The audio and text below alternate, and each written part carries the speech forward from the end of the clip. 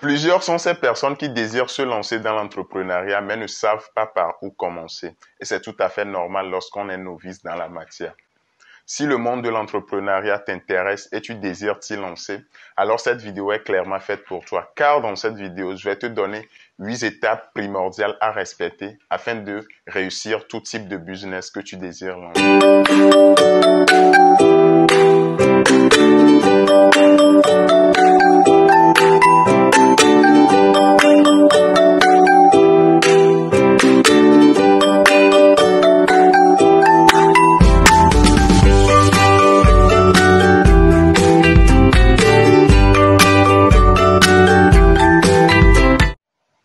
Bonjour et bienvenue à toi sur Cosmétique et Business. Moi, c'est Jean-Paul. Sur cette chaîne, je te parle de la cosmétique en général, de la fabrication des produits cosmétiques, du business, des stratégies de vente et surtout de l'argent, qui est le nerf de la guerre.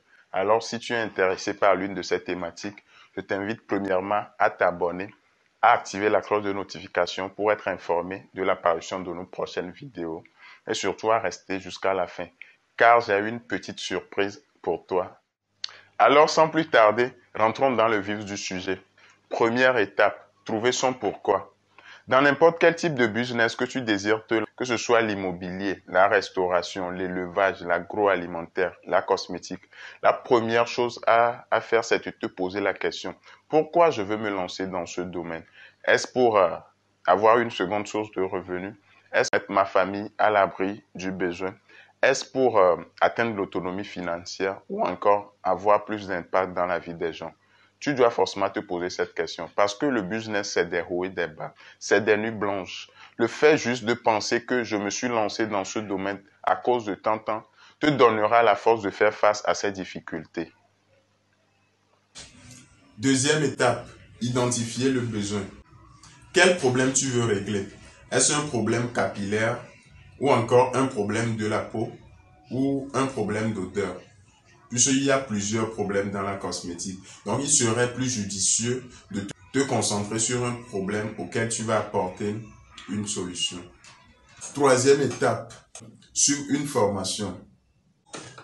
Pour pouvoir te lancer dans le domaine de la cosmétique, tu dois forcément suivre une formation. Même si tu désires faire des achats et revendre, c'est-à-dire payer les produits quelque part et revendre, tu dois forcément suivre une formation. Puisque dans cette formation, on va te donner les différentes informations.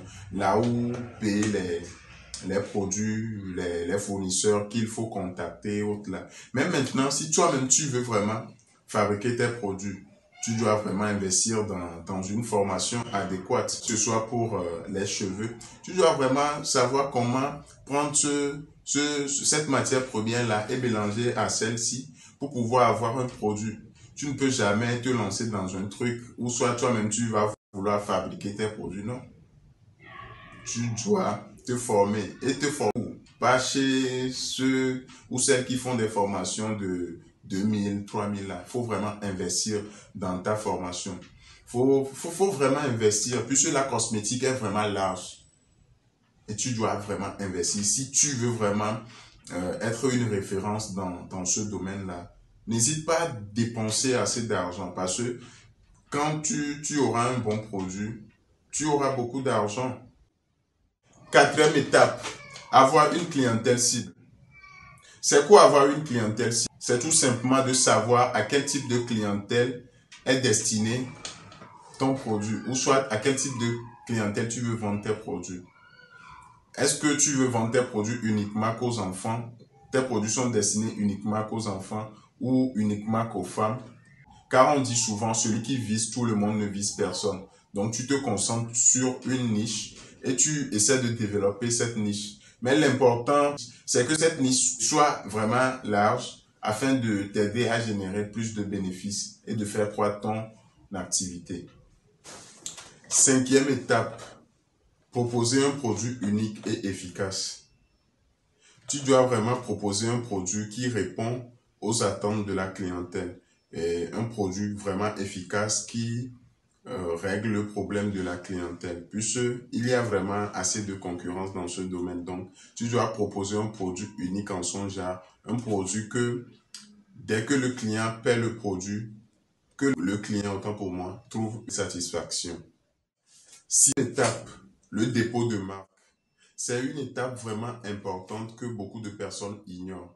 Si tu désires te lancer dans le secteur de la cosmétique, il faut enregistrer son statut et surtout, faire le dépôt de marque pour savoir si le nom que tu veux utiliser, une autre entreprise ou quelqu'un est déjà en train d'utiliser ce nom pour sa marque. 7e étape, la valeur ajoutée. Le marché de la cosmétique est un marché très concurrentiel. Et pour pouvoir se démarquer, il faut faire preuve de beaucoup de créativité et d'ingéniosité. Pour cela, il faut te poser la question, qu'est-ce qui différencie mon produit de celui du concurrent? Ou encore, qu'est-ce qui rend mon produit unique?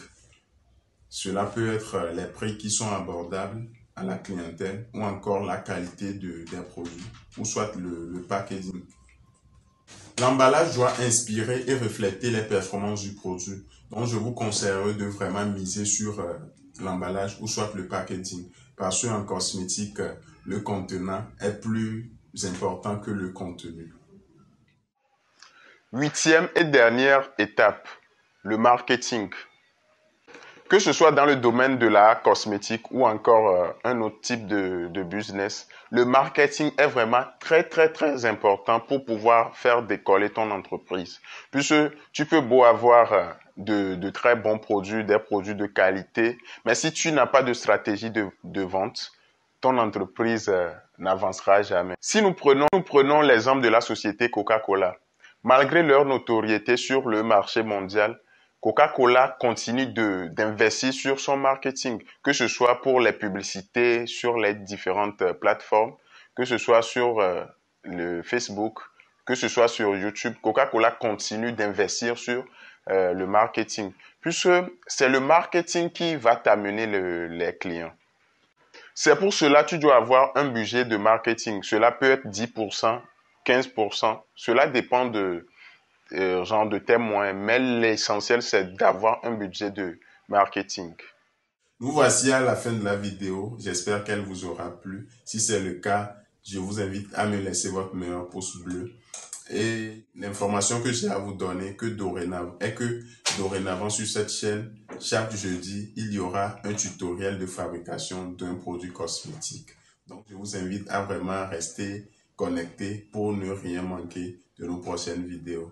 Car sur cette chaîne, de meilleures choses arrivent. Allez, à la prochaine.